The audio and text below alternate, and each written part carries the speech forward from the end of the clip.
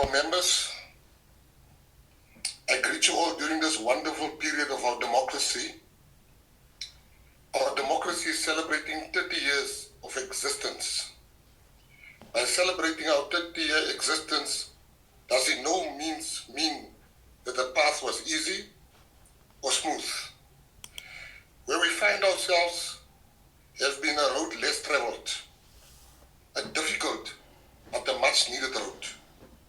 It was not so long ago when some white people were stocking up on groceries in preparation for war, stocking up on ammunition in preparation for the sure war that was to follow with the release of Nelson Mandela and his comrades. They were not the only ones. Some amongst us prepared themselves to drive white people into the sea. Also, some of which I was part of, prepared ourselves to take over the beautiful houses by white people, which we've admired with a great sense of anger and murmuring under our breath with the words, "One day is one day." That day arrived, Madam Speaker, with the release of Nelson Mandela and all the struggle heroes. Mandela defied those amongst us, which included myself, those that wanted to revenge, whites that was prepared to kill to keep the land, and blacks that was willing to kill to take the land. Mandela became a voice of peace and reason. Mandela spoke to all.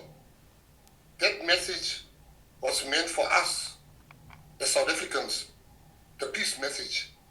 But it was so big and unavoidable that the world took it in greatly and wholeheartedly. The ones who was taught racism when they were still wet behind their ears are the same ones today whose eyes get wet when they sing Morena Buluka Sichaba Sayesu.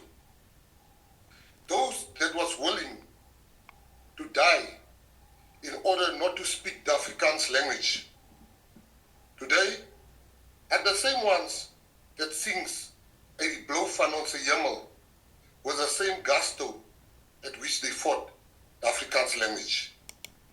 Our cultures, Madam Speaker, and heritages might be different, but our love for South Africa is the same.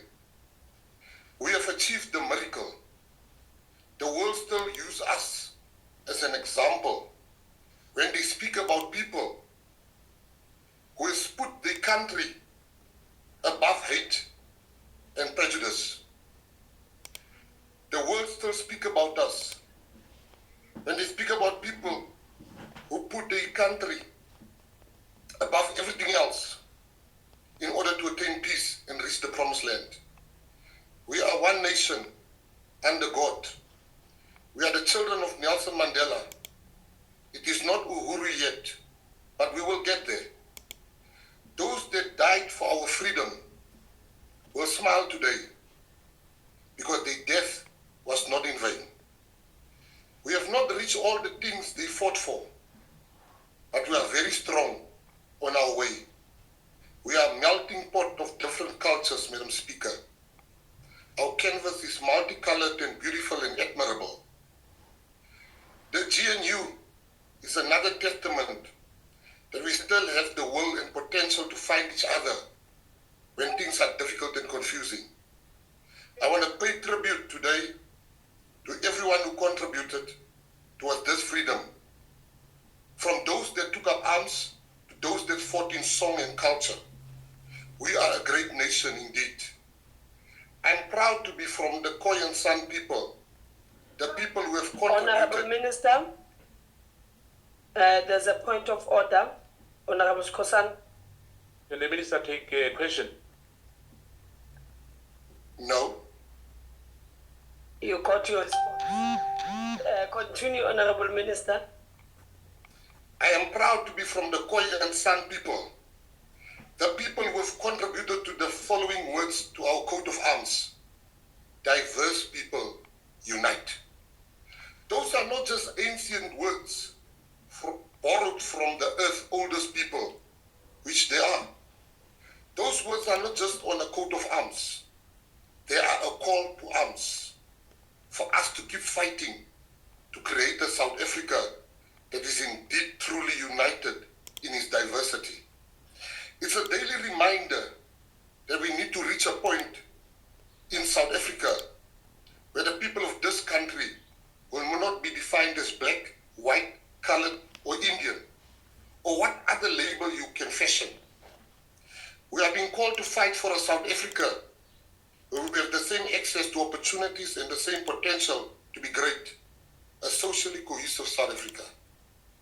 Let's ignore those that want to see us return to the days of segregation and embrace the majority that want to see us prosper, Madam Speaker.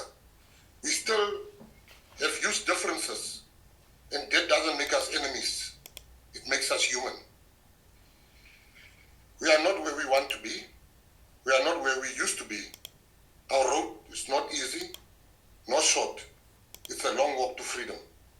As we have been taught by the greatest person ever born in this earth, Nelson Mandela, and he was born on our soil. Oh, how lucky we are. We have achieved the impossible, my fellow South Africans. That is unfortunately not the pinnacle.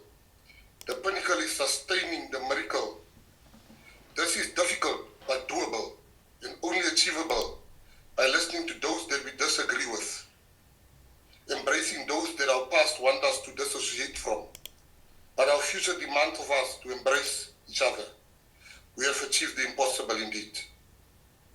Let me end by saying, Madam Speaker, that it is not an easy feat for someone that was in jail for opposite reasons as Mandela to today address Parliament. This feat doesn't speak of an iota of greatness on my side, but it speaks of the magnanimous greatness of forgiveness of South Africans. I thank you from the bottom of my heart and the hearts of my family and those that support my journey. I intend to pay you back by becoming the greatest advocate for what Mandela stood for. We have achieved what no country on earth has achieved. Mag die Here julle seën. Ki kopa modimo al die verlof vat. May God bless you. Thank you. As you heard, that was the Minister of Sports, Arts and Culture, Minister Gayton Mckenzie. Please subscribe. Cheers.